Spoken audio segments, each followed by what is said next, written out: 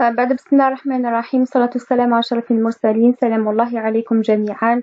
نلتقي دوما مع مقياس الأدب الشعبي الجزائري. هذا المقياس الموجه إلى طلبة السنة أولى ماستر تخصص أدب عربي حديث ومعاصر. معكم الأستاذة لطيفة خمال.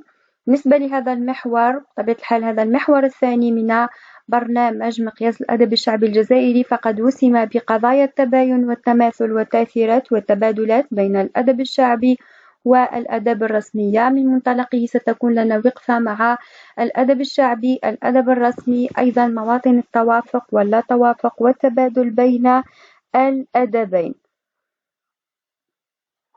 الانطلاقة ستكون من الأهداف الخاصة بهذا المحور. بطبيعة الحال هنا الهدف الرئيسي يتمثل في التعمق أكثر في الأدب الشعبي، وكذلك في عقد مقارنة بين الأدب الشعبي والأدب الرسمي. بناء على ذلك سيكون لنا اشتغال على مجموعة من المستويات، أولها مستوى المعرفة والتذكر، مستوى الفهم، استيعاب مستوى التحليل، وكذلك التقويم.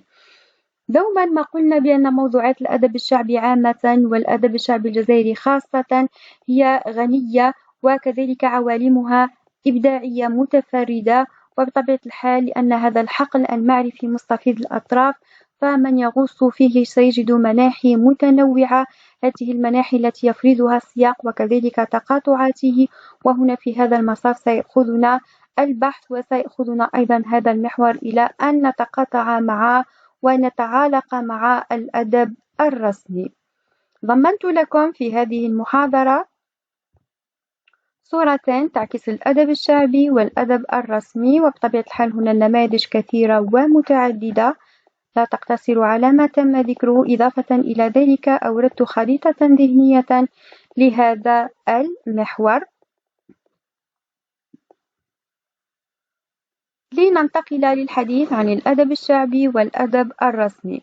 هنا نشير بأن في الكثير من المحاولات التي حاولت وضع تعريف للأدب الشعبي فهي انصبت على مجموعة من الأمور ومجموعة من العناصر، منها هو أن الأدب الشعبي هو الأدب الذي يعبر عنه باللهجة العامية والذي يكون مجهول المؤلف، يكون أيضا سنقوله من جيل إلى جيل عن طريق المشافهة.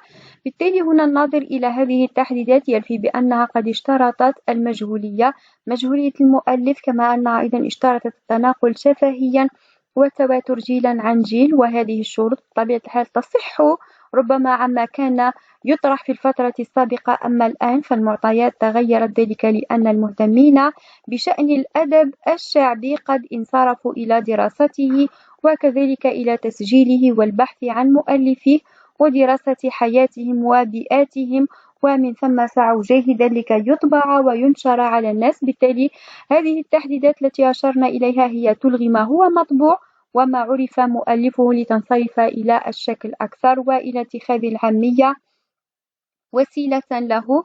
في هذا المصاف بما أننا تحدثنا عن الأدب الشعبي فإنني أشير إلى أن الكثير والكثير من الدارسين والنقاد قالوا بأن الأدب الشعبي هو أدب العوام من الناس، هو أدب الفلاحين غير المتعلمين، هو أدب العمال والفئات المغمورة اجتماعيا.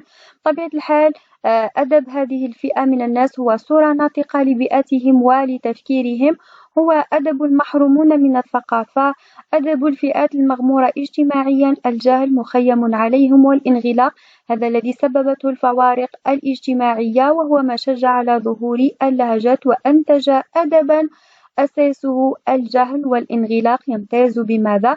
بالسذاجة وكذلك بالضحالة. بناء على هذه المصطلحات وأخرى نشير إلى أنه قديما كان يطلق عليه اسم أدب العامة، لا سيما الجاحظ هنا وأضرابه الذين أطلقوا عليه هذه التسمية، ولكن مع ظهور كل هذه الأمور التي أشرت إليها أخذت هذه التسمية توحي بالاحتقار وتوحي بالازدراء، فقد أبدلت وكان منه الأدب الشعبي. أيضا أوردت لكم بعض الصور التي توضح مطارحات هذا المحور.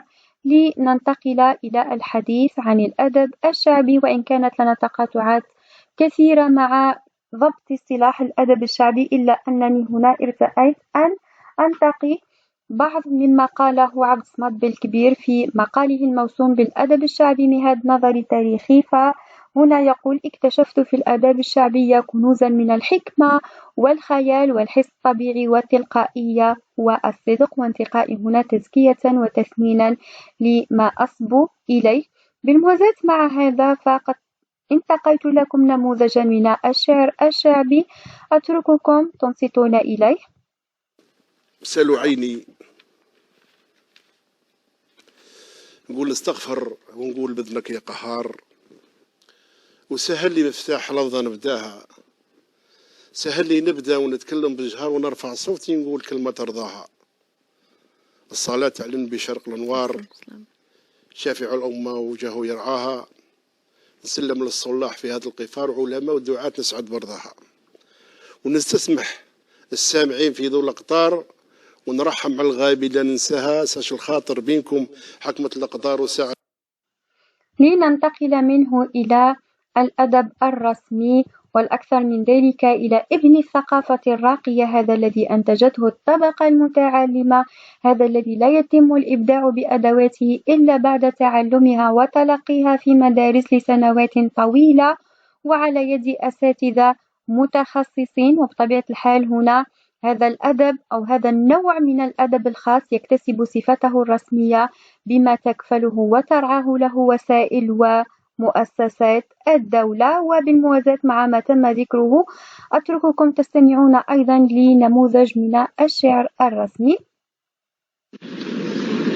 غرناطة في مدخل الحمراء كان لقاؤنا، ما أطيب اللقيا بلا ميعاد،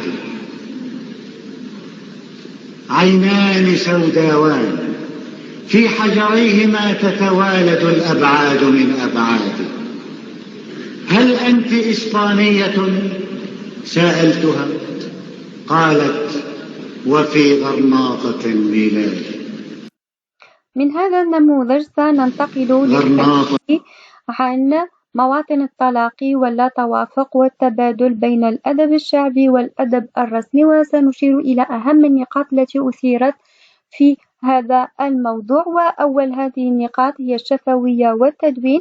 فقد قيل بأن الأدب الرسمي يقوم على الكتابة والتدوين إلى درجة أن بعض الباحثين قد سموه انطلاقا من هذه الخاصية بالأدب المدون، تمييزا له عن الأدب الشعبي الشفوي، هذا الذي يتم تناقله عن طريق المشافهة والذي يكون عرضة بناء على ذلك للتغيير وكذلك للتبديل.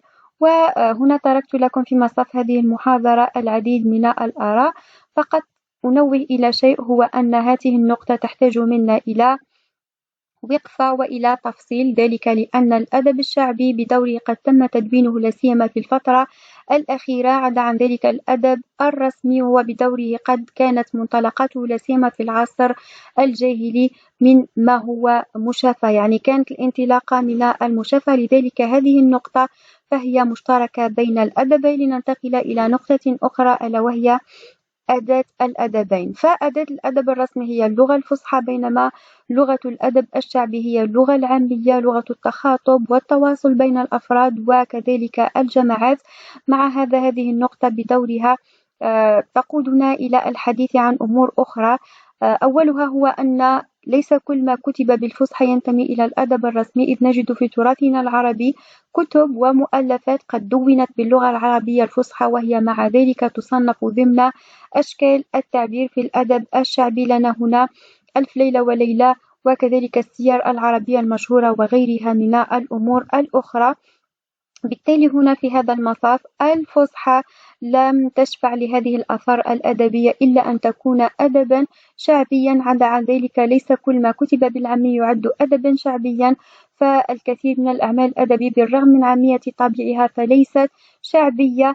أذكر أيضا في هذا المصاف هو الكثير من الذين يمثلون الطبقة المثقفة أصبحوا يغترفون من الأدب الشعبي ويضمنونه في إبداعاتهم. لننتقل إلى نقطة أخرى ألا وهي الإبداع في الأدب الرسمي، يكون صاحبه في أغلب الأحيان معروف ومعلوم، وأمر انتسابه إلى أصحابه متفق عليه من قبل الدارسين والنقاد، إلى حد أنه يدخل في إطار الملكية الخاصة المحفوظة من الانتحال والسرقات بينما الأدب الشعبي فهو ينسب في الغالب إلى مؤلف مجهول لكونه من إبداع الجماعة، فهو أدب اجتماعي في شكله وكذلك في مضمونه. وإن كانت هذه النقطة أيضا تقبل ما تمت إثارته عندما تحدثنا في البداية عن تعريف الأدب الشعبي وأشرنا إلى متعلقات أخرى. النقطة المشتركة بينهما هي أن كلاهما يعبران عن قضايا شخصية وجماعية معا،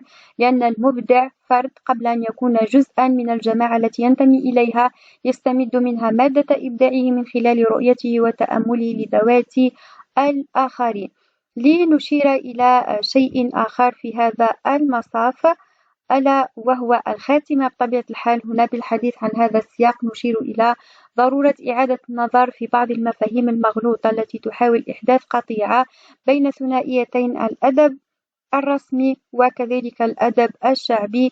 ولهذا انطلاقا مما تم إثارته وكذلك مما سأتركه لكم في هذه المحاضرة، نشير إلى أمر مراعاة خصوصياتهما المنطلقة من طبيعتهما، إذ كلاهما يتوفر على قيم إنسانية مشتركة، وكلاهما يهز وجدان المتلقي سواء كان فردا أو جماعة، وكلاهما يخلد لجودته أو يتلاشى لرداءته ولو بكلمة واحدة.